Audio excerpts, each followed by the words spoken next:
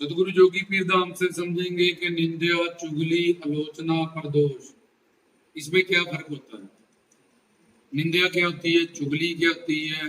अब हम धार्मिक दुनिया में हैं और ईश्वरी दुनिया में या साधना की दुनिया में चल रहे हैं, जिनको तो अपना जीवन सफल करना, कुछ प्राप्त करना है, तो उनको रोका जाता है निंदा, चुगली, परदोष से।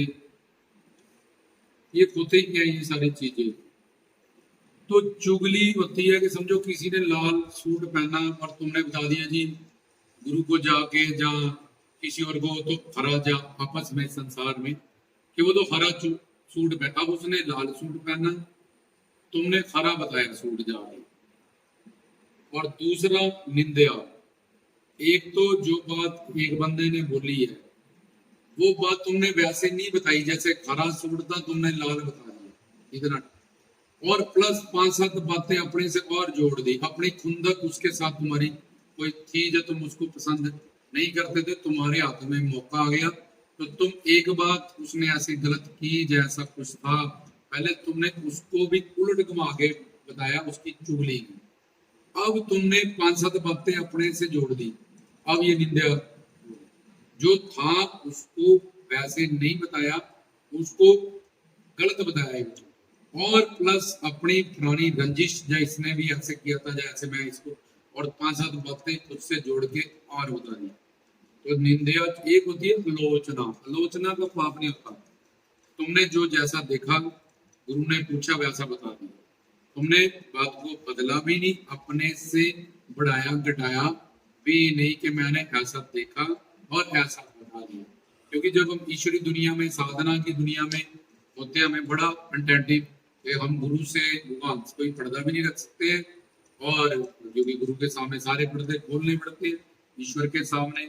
तो फिर हमें क्या करना चाहिए, तो तब हमें ये आलोचना का फार्मूला कैसे बात थी और मैंने एज इट इज ना बढ़ाई ना कम की ना घुमाई, वैसे की अगर तुमने ऐसा किया तो तुम्हारी साधना, तुम नामापराध गुरु के सामने, जिससे गुरु तुम रोक रहे हैं कि संसार भी में भी मत करो, ये सब चीजें तुम नष्ट हो जाओगे, बर्बाद हो जाओगे। तुम गुरु के सामने इतनी तुम्हारी हिम्मत है कि हरि गुरु भगवान के सामने ही तुम वो संसार के लिए रोक रहे हैं दरबार, और तुम उन्हीं के सामने, सुप्रीम पावर के सामने निंदा और चुगली कर रहे हो। तो तब क्या करना चाहिए, तब आलोचना होती है, चाहे संसार में जाए ऐसे बात थी, ना प्लस किया ना माइनस किया, वैसे एज इट इज बता दी। और हरि गुरु भगवान हर जगह वो देखते हैं कि इसने भी इसमें निंदा चुगली नहीं की, इसने तो सिर्फ आलोचना की। निंदा चुगली से ऐसा धर्म संकट था, बताना भी जरूरी था, और निंदा भी नहीं बनी, चुगली भी नहीं बनी, अपनी बात एज इट इज इसने कह दी। पर दोष देखना, ये वो है ये उसके, हर बंदे में कोई ना कोई दोष है। और अगली चीज होती है तुम्हें कोई दोष बताए तो तुम बड़ा फील कर देते हो, अपने अंदर भी रख लेते हो कि अब तुम्हें जो दोष बताए वो तुम्हारा मित्र है, वो तुम्हारा अपना है, तुम्हारा गुरु भाई बहन है जो संसार में, वो तुम्हें प्यार करता है, और तुम्हारी कमी उसने देखी, तुम्हें बताई कि ये कमी मेरे सामने आई है, कल को किसी और के सामने ना जाए, तो तुम्हें उसको इम्प्लीमेंटेशन करना है अपने पे कि यार ये तो मेरा बड़ा मित्र है, मेरा तो बड़ा सखा संबंधी है, मुझे मेरी कमी इसने बताई है कि अगर मैं ये कमी गुस्सा ना करूं, फील ना करूं, इस कमी को निकाल लूं, तो मेरी ये कमी आज मेरे तक, एक बंदे तक सीमित है, 2 तक है। क्योंकि पहले दरबार में हम जो सीखते हैं, फिर पहले हमें दरबार में ही उसकी प्रैक्टिस करनी पड़ती है, और उसके बाद संसार में, उसके बाद जो गृहस्थ जीवन में दरबार में सीखा, प्रैक्टिस की गुरु भाई बहनों में, फिर अब गृहस्थ जीवन वाले परिवार में चले गए, अब परिवार में करनी पड़ती है, और फिर रिश्तेदारियों में या नौकरियों में, फिर संसार में करनी पड़ती है। तो ये 3 जगह पे जब हम पास होते हैं, फिर करतार की दुनिया में, परवर दरगार की दुनिया में हमें जगह मिलती है। पहले दरबार से जो सीखा है वो दरबार पे ही इम्प्लीमेंट, तुम यहीं पे फेल हो तो सोचते हो मैं मरने के बाद सचखंड चला जाऊंगी, गुरु के लोग चले जाऊंगी, कहीं नहीं जाओगे तुम, वही भटकोगे 83, क्योंकि तुम तो दरबार से ज्ञान पागे भी दरबार पे ही फेल हो। तो संसार परिवार की तो, करतार की तो 4थे नंबर की लाइफ है, तुम तो पहले नंबर पे ही फेल हो, और बाहर गलतियां करके दरबारों में माफी मांग के आते हो, और यहाँ जी हम सेवा से भक्ति, वहां फालतू आलस से, सुस्ती, ये सब करते हो, धर्म की आड़ ले रहे हो, सेवा की आड़ ले रहे हो, तो जो घर परिवार से दूर मंदिर दरबारों पे रहते हैं वो उनको ऋण चुकाने पड़ते हैं कि पितर ऋण चुकाओ, देव ऋण चाहो, वैद ऋण चाहो, नहीं तो नरक जाओगे। तो तुम उन ऋणों को चुकाया नहीं तुमने, और तुमने नाम ले लिया, गुरु के पास आ गए। चलो ठीक है, तुम ऋणों से, अब तुम सेवा ही नहीं करते। अब तुम्हें क्यों बख्शा गया उन ऋणों से कि तुम संसारी ऋणों से बच गए? क्यों? क्योंकि तुम गुरु का, जो तुम्हें गुरु ने सिखाया, ज्ञान दिया सेवा से, तुम वो करने लगे। तुम वो करते नहीं हो और उससे उल्ट करते हो, तो तुम वहां भी पापी और यहाँ तो घोर महापापी हो तुम। तो संसार में रहते तो वो कम से कम स्वर्ग चले जाते, तो यहाँ तो तुम भी नरक में जाओगे। क्योंकि वो बोलेगा यार कर्म धर्म की दुनिया भी तूने भक्ति की, गुरु की, आश्रम की, दरबार की, किसी दरगाह की, मंदिर की आड़ लेके तू वहां बैठ गया कि मैं संसार में अच्छा लगता, मुझे संसार का। और वहां जाके तूने क्या किया? ना तू टाइम पे सेवा करता था, ना अपना सुधार किया, ना गुरु के मुताबिक अपना जीवन बताया। तुझे तो इतना दंड मिलेगा कुंभी नरक में, क्योंकि तूने संसार के भी वो 5 ऋण नहीं चुकाए, उसके लिए धर्म की आड़ ली। और धर्म में भी तूने अपना जो सेवादार होने का, चेला होने का जो तेरा फर्ज है, जो तेरा धर्म है, गुरु ने सब तेरे को इतने इतने बड़े ऋणों से बचा लिया, लेकिन तू सिर्फ वहां उसका शेल्टर लेके धर्म में रहा, तो तुझे ज्यादा दंड मिलेगा।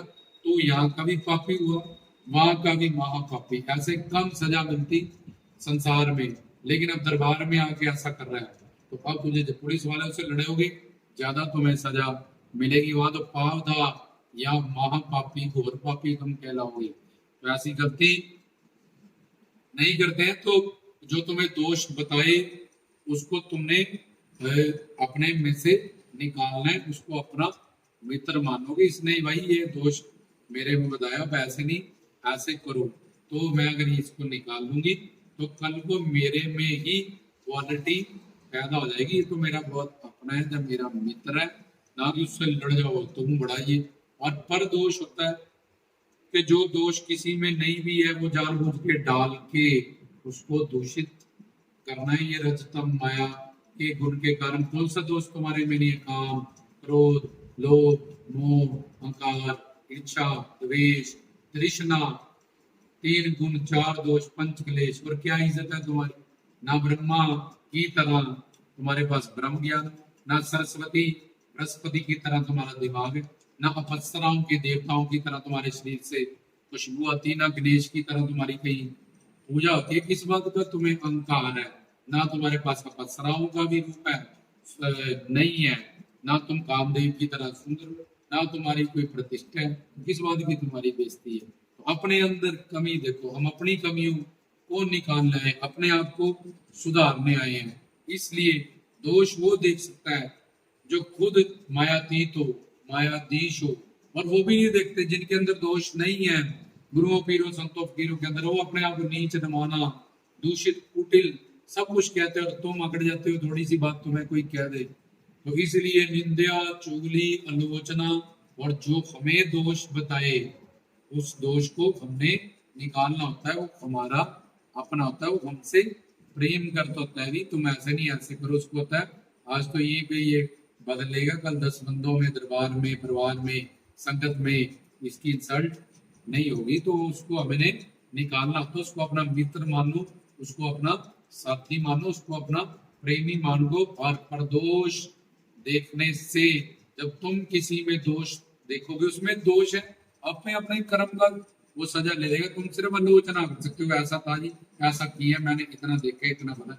इससे ज्यादा मुझे कुछ पता नहीं है। क्योंकि अगर तुम उसके दोषों का चिंतन करोगे, उसमें उसमें अंदर 2 दोष है, लेकिन 98 क्वालिटीज भी होगी। उन 98 क्वालिटीज की तरह और मैं भी दोषी हूँ, इसलिए मैं उसमें दोष कैसे देख सकता हूँ? अगर कोई बात उसकी करनी भी है तो अपना फल लेगा। हरि गुरु वहां से तुम्हें कोई मतलब नहीं है, तुम अपना आपको देखो और उसके दोषों का फल हरि गुरु वहां उसको अपने आप ही देंगे, उसके कर्म का फल। लेकिन तुम उसका चिंतन कर करके उसके दोष वैसे ही है, वैसे है, वैसे बोलता है, ऐसे करता है। तुमने अपने अंतःकरण, अपनी साधना, अपना सिमरन, अपनी शरणागति सब कुछ नष्ट करते जा रहे हो। तुम भी दोषी हो। उसका तो प्लस उसके दोषों का तुमने तो सिमरन करना था, सेवा करना था, शरणागति करनी थी, अपना सुधार करना था, और तुम उसके दोषों का चिंतन, वो तो कम दोषी है, तुम ज्यादा दोषी हो गए। तो साधक जो है या सत्संगी जो है वो इन सब बातों का ध्यान रखें ताकि उनकी साधना फ्रूटफुल हो, उनकी साधना दिन दुगनी रात चुगनी स्पीड से बढ़े। इसलिए निंदा चुगली कभी ना करें। धर्म संकट हो कभी को बोलना पड़े तो सिर्फ आलोचना का फार्मूला इस्तेमाल करें, जो हम में कमी बताए उस कमी को अपना उसको मित्र मान के उसको निकालें, ना कि उससे अकड़े, ना कि उससे लड़े, ना कि अपना अहंकार। टीचर जब पेपर चेक करता है हमें गलती पता चलती है, हम उसको सुधारते हैं। तो उसी तरह से जैसे हम कड़ी चावल राजमा हमें बुजुर्ग बताते हैं, घर वाले बताते हैं कि ऐसा नहीं, ऐसा करोगे तो ससुराल में जाएगी, ऐसे बात का तो ट्रेनिंग हो जाती है हमारी, उससे हो नहीं जाते हमारी बेटी की वहाँ बेइज्जती होगी, इसको काम नहीं आता ये किसी के, तो पहले ही सारा सिलेबस तो ऐसे वो अपना होता है, तो उसको अपना सुधार करो, उसको अपना मित्र मानो। और चौथा, परदोष ना देखो, तब तुम अध्यात्म और भक्ति की दुनिया में कुछ पा सकते हो, नहीं तो तुम आज भी फेल हो, पीछे भी फेल थे, आगे भी फेल हो गए, और तुम्हारा एंड रिजल्ट, तुम चाहे किसी गुरु के साथ रहे हो, चाहे दरबार पे रहे हो, एंड तुम फेलियर ही रहोगे।